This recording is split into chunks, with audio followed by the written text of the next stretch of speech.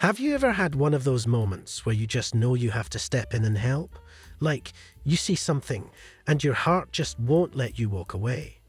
That's exactly what happened to Joshua on this really hot day in Brazil.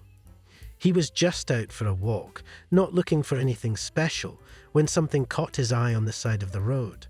A tiny bird, barely moving. It looked completely exhausted, its little body shaking. Joshua felt that tap in his chest. You know, that feeling when you just know you can't ignore something. He had no idea what was wrong, but he knew he had to do something. At first, he thought maybe the bird had been hit by a car. But when he got closer, he realized it wasn't hurt. It was just incredibly weak.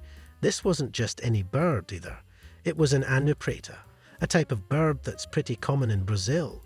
Even though it was still alive, it was struggling, and Joshua knew he couldn't just leave it there. So he gently picked it up, cradling it in his hands like it was the most fragile thing in the world. He moved it away from the road, placing it carefully on a wooden board in a shady spot. The way it just sat there, not even trying to move, made Joshua think it was probably suffering from heat exhaustion. If you've ever been outside on a crazy hot day, you know how draining that can be, and for a tiny bird, it's even worse. Now, what do you do when something looks dehydrated? You give it water. Joshua found a bottle cap, filled it with water, and carefully started trickling little drops into the bird's beak. Imagine how delicate he had to be too much water at once, and he could have overwhelmed the little guy. But he was patient, watching closely to make sure it was actually drinking. Minute by minute, he started seeing changes. The bird wasn't shaking as much, its breathing wasn't as fast. And then, something incredible happened. Its eyes, which had looked so dull and lifeless before, suddenly had a little bit of spark again. It was like it was waking up. Joshua sat there with it, watching as it slowly regained strength. At one point, it even fluffed its feathers a little, as if shaking off the weakness. And then the big moment, it stood up. Just a little wobble at first, but it was standing. That was the first real sign that it was going to be okay. He waited, not wanting to rush anything. But then, just as he was thinking about what to do next, the bird spread its wings.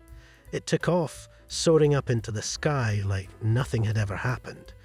Joshua just stood there, watching, feeling this incredible mix of relief and happiness.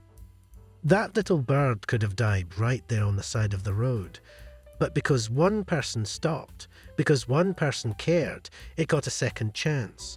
And that's what really sticks with me about this story, how much of a difference even the smallest act of kindness can make. How often do we just walk by when we see something struggling? How many times do we think, oh, someone else will help, or it's not my problem?